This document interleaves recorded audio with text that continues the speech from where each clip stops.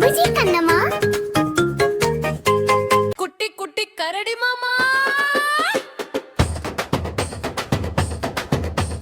குட்டி குட்டி கரடி மாமா.